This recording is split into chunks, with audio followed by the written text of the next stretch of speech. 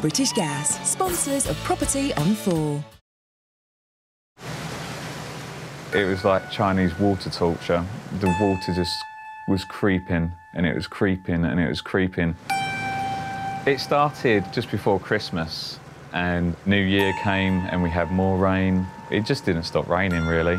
We've had our home destroyed and, you know, the heart ripped out of our home. All the time, effort, blood, sweat and tears that we put into that house has kind of been taken away from us.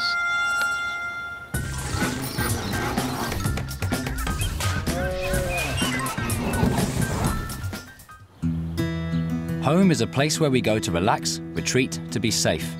But what happens when that security is taken away from you? In February 2014, we saw the worst rainfall in the UK for the last 56 years. This is where we came through on the tractors.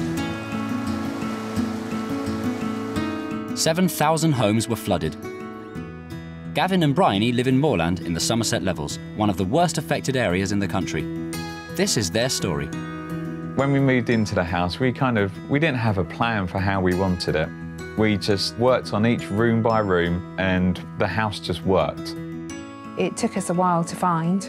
By the time we all walked through the front door, we were all winking and nudging each other, going, actually, this is the house for us. There was just this feeling, this is going to be our home, and we just knew it was just meant to be. It wasn't cheap at the time, but you can't put a price on your dream home. We didn't have a lot of money. We pretty much blew the budget on the house in the first place. It was fairly run down, to be honest. It needed new electrics, it needed new plumbing. It needed a bit of work, shall we say. I've learnt lots of new skills doing up the house. It's been brilliant. I've loved every minute. We just saw it as a home. We just knew that we could do something to it, and we've spent 12 years doing something to it. It's where we raise the kids. It is absolutely your everything. Obviously, being on the levels, there is a risk of flooding, and we are in a flood risk area. Moving from a house that had flooded, when we've been looking around, we had looked for a property that was higher, and Moorland itself as a village has never flooded. Our house was built in 1892 and has never flooded. The rains had started, and every day it was getting nearer and nearer, and this went on for days, like months, until eventually February the 4th and February the 5th, it breached the village. We had a list of all the houses, and it was literally crossing them off as each one gets flooded. And we had 34 houses before ours.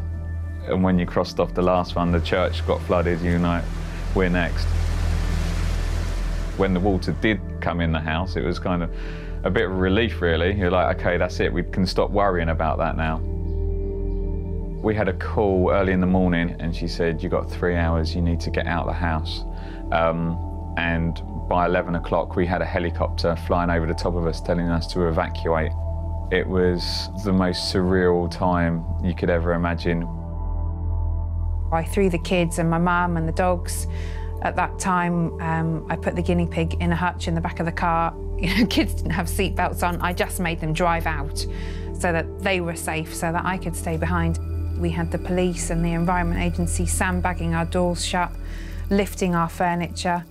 After we've had it taken away from us and completely gutted, we want to put everything back exactly how it was. You think, well, it won't take that long for the water to go back out, and then the house will dry. We'll be back in by spring. Well, maybe not spring, maybe we'll be back for summer. It'll be the middle of November, before we go home. With the date to move set, the family reflect on what home means. We're really lucky. Our children are very resilient, but it's been tough on them. Not having their things and not being at home and not having their own bedrooms. I miss my home. I miss seeing the kids playing in the garden. Drinking cups of tea, people coming through to see and say hi, and, you know, just everyday life. But until moving day, we're still trying to maintain the garden back at the old rectory. The kids love gardening. Toby's got his own little veg plot. We try and take them back as often as possible so they can enjoy being at home. Okay. Looking back, we will come out of this stronger. At the moment, I don't think we feel like it's made us stronger. But we are a tight-knit group, and There's a lot of love in our family.